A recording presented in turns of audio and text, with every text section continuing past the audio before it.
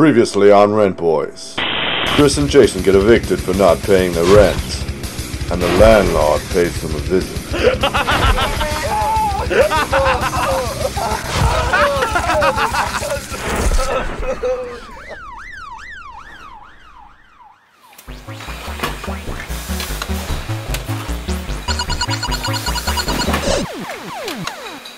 Buffalo 66 is about a guy called Billy who's straight out of jail.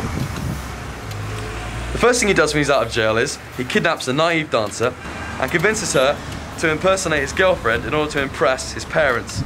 There follows a series of very tense scenes with his parents.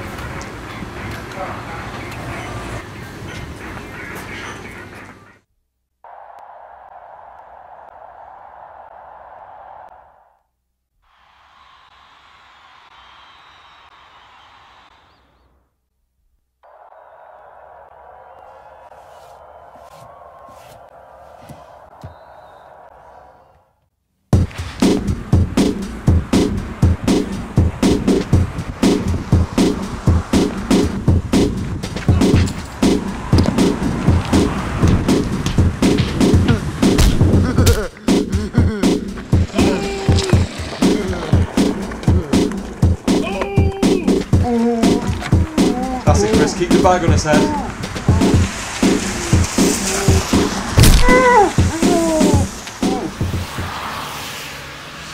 Gallo uses long, agonizing scenes, sparse locations, and a disjointed structure.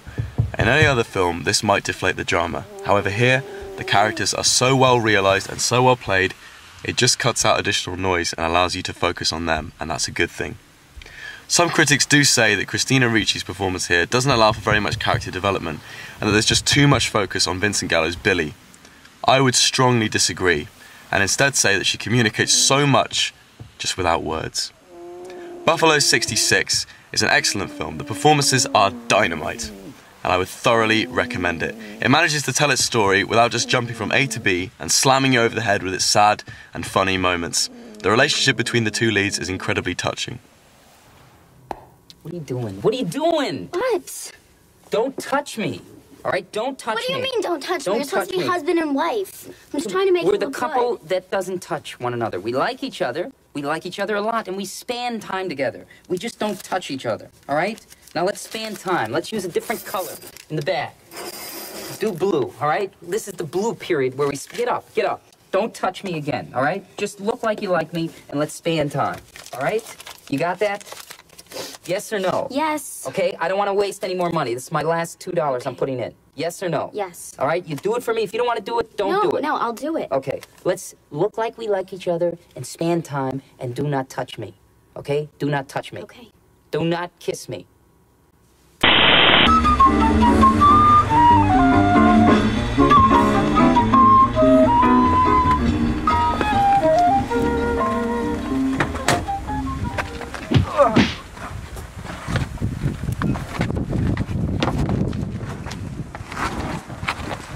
Hey, oh, careful there.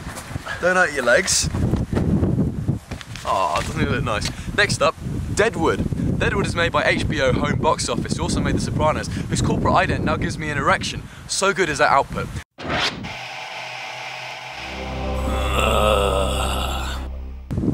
Come on, big guy, let's go for a day of fun! Woohoo! The show centres around a lawless Wild West mining camp where men of honour, powerful villains and mud-splattered lowlifes struggle to make their way.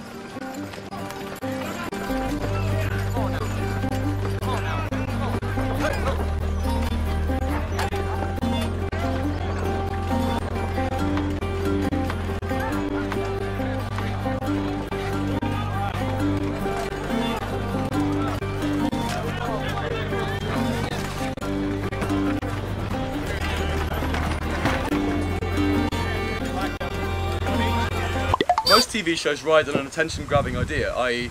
a bunch of Gap models end up marooned on some island, and then play out the action with a bunch of designer-stubbled hunks and Neutrogena spokesmodels. Not so in Deadwood, where even the smallest characters are really interesting, fascinating people with their own finely crafted inner lives. Everybody in Deadwood is played by a really good character actor, the kind of people who make the films they're in, but are never cast as the heroes because they're just too damn ugly. undertaker-looking son of a bitch. This little girl's doctor ordered to live indoors, and I'm assigned to change her dressings. A sad story. That's none of my affair, madam. If I guess your sex correct? A great deal of screen time goes to Ian McShane as Al Swearingen.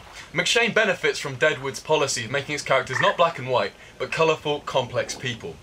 1 minute, Swearingen is an all-powerful godfather, holding the power of life and death in his hand, lurking in the shadows, plotting his next move. And the next, he's just a grumpy old git who hates his job, hates his life, and delivers a strange monologue about his troubled childhood whilst receiving a blowjob. This makes Swearingen utterly compelling viewing, as you never really know what he's going to do next. He either has you laughing like a maniac, or suddenly slicing somebody's throat open with absolutely no indication that's what he was going to do. He told me before he passed out. He said he lost a stake and he hadn't found no gold and he was going back east after one last piece of pussy. None of that's anything to me. He wakes back up, starts in beating on me. Where's his stake? Where's all his money? He called Danny, you called Johnny. Must have been me took it from him. You don't shoot nobody, 'cause that's bad for my business and it's bad for the camp's reputation. He beat the living shit out of you, didn't he? Do what you're gonna do to me. Don't tell me what to do. Either way this comes out, we'll only have to do it once. What's it to be, Trixie? I'll be good. All right, then.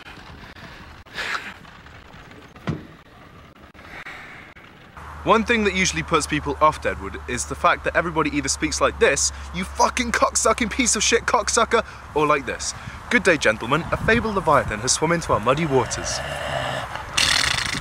Oh man. But the colourful and Shakespearean language actually provides an important narrative function. It emphasises the class divide between the characters. For example, the poor people often speak with constant swear words, whereas the rich people sound like Wordsworth. This emphasises the fact that they're very different. Whereas Swearingen actually speaks with both colourful and flowery language, which shows that he bridges all of the class divides of the camp. So what the fuck do you want with us? Shut up. I hope that even in the gravest of outcomes, the sheriff's crisis could produce the blessing of our reconciliation. I'm listening. Well, then shame the fuck on you. Gentlemen, we are men of experience. Self-interest is immutable, but its dictates vary daily. Talk like you take it up the ass. Hello. What makes Deadwood such essential viewing is the fact that it's so unpredictable. The writers of this series are having the time of their lives, and the story twists and turns without you never quite knowing where it's going to go. Due to the strangeness of the characters, it never gets boring, and you can't say that of every show. And even when you watch an unhealthy number of episodes, it still manages to surprise you. For example, when Swearingen starts talking to a severed head in private. What really makes Deadwood so good is the fact that even if you're a film nerd and you've seen every film ever made, it'll still manage to surprise you, without you thinking, I've seen all this before. And isn't that a rarity these days? Deadwood is out to rental by now. Right then, Mr. Landlord, here comes our revenge!